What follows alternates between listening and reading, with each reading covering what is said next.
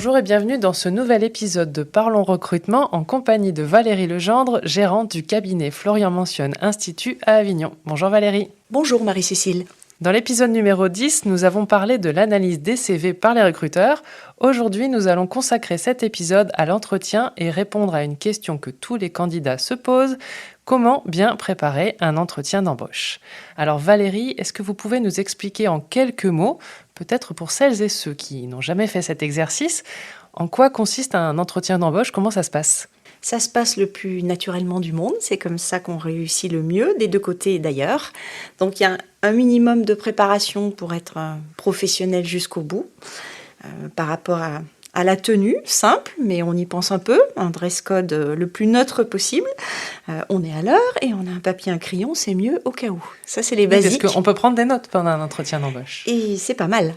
C'est pas mal, même pour le candidat, pour qu'il n'oublie rien des choses qu'il a à dire. Et certains, au fur et à mesure de mon échange avec eux, pensent à des choses et se le notent pour pouvoir finaliser en fin d'entretien ou de la question. Donc ça me paraît la base. Et puis un peu de prise de recul sur les tests de personnalité quand on en a. En principe, en tout cas avec le Florian Mentionne Institut, ils ont les résultats.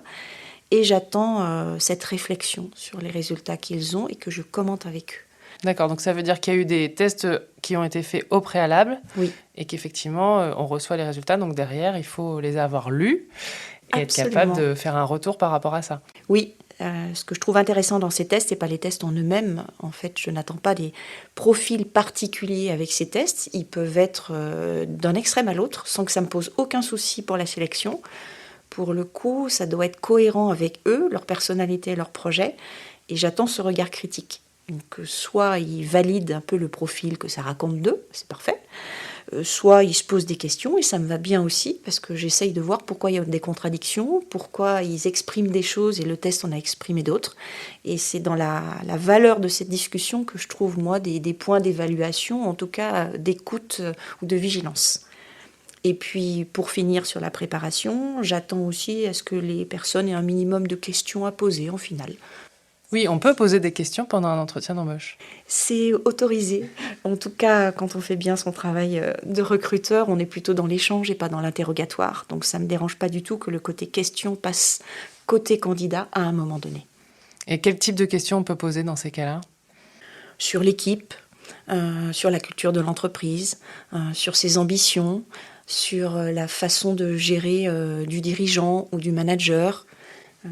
Toutes sortes de choses qui précisent plus qualitativement souvent le projet de l'entreprise, au-delà de ce que j'ai pu écrire dans la définition de fonction, qui est donc en ligne par rapport au poste. Donc effectivement, un entretien d'embauche, c'est pas répéter son CV ou sa lettre de motivation, c'est quelque chose de plus, c'est un échange supplémentaire. C'est ce que j'attends pour que ça soit le plus intéressant et le riche possible pour moi. Alors le piège qu'il faut peut-être éviter, c'est que bien évidemment, je demande systématiquement à ce que la personne refasse tout ou partie de son parcours. Parce que ça m'intéresse de l'avoir avec ses mots, ça m'intéresse de savoir sur quoi il va insister, et puis de comprendre des choses qui pour moi n'étaient pas suffisamment claires à la lecture du CV.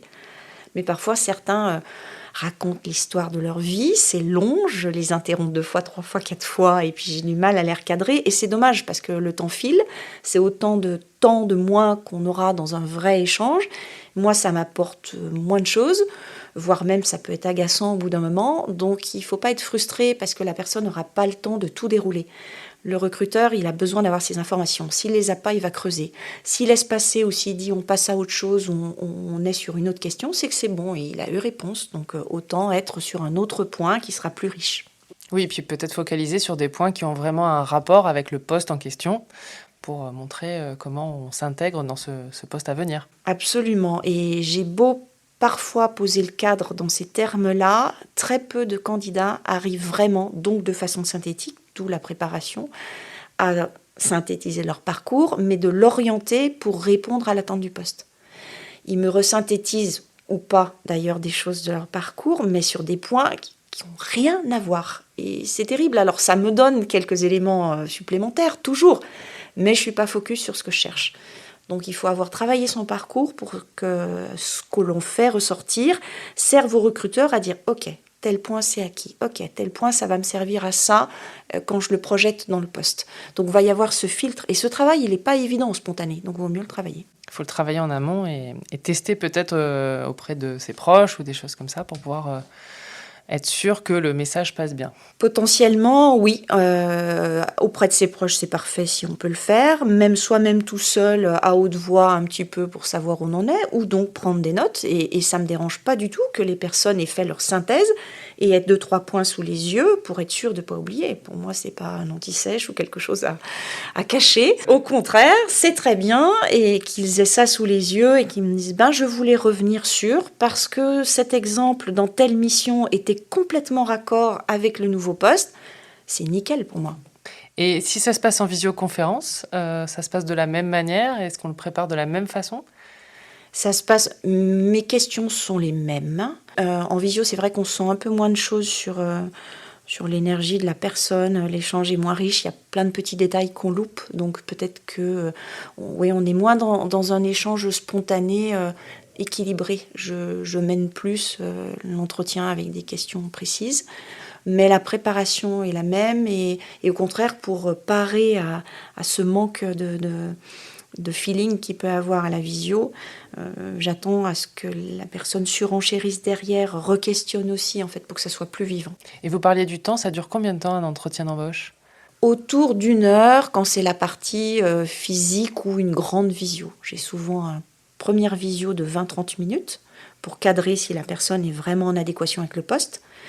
On arrête, j'analyse, je vois l'ensemble des candidats dont les CV m'ont interpellé. Et après, j'ai un deuxième entretien, idéalement en face à face, et quand c'est pas possible, en visio, et c'est au moins 1 heure. Et est-ce qu'il y a des informations clés à partager avec vous pour vous aider justement dans ce recrutement? Oui, il y a des informations qui sont concrètes et qui font partie intégrante du projet professionnel du candidat. Donc j'attends à ce qu'on soit clair sur la disponibilité, en tout cas avoir une idée du préavis, même s'il est négociable. Je veux savoir si c'est 1 mois, 2 mois, 3 mois, 6 mois si c'est des personnes qui sont loin et qui sont en plein déménagement. J'ai besoin de le savoir. Sur donc la mobilité jusqu'où, mais clairement aussi. Quand c'est pas indiqué sur le CV, c'est toujours une question. Et il faut que dans l'échange, j'ai la réponse à ma question. Être assuré ou pas d'ailleurs, le savoir. Et enfin, qu'on ait une idée claire sur ses prétentions salariales.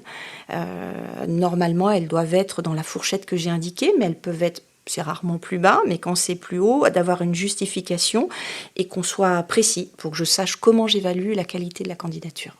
Mais merci Valérie pour toutes ces informations concernant l'entretien d'embauche. On a bien compris qu'effectivement, il fallait venir bien préparé et être capable aussi de poser des questions. En tout cas, c'est un échange, c'est pas un interrogatoire comme vous l'avez dit.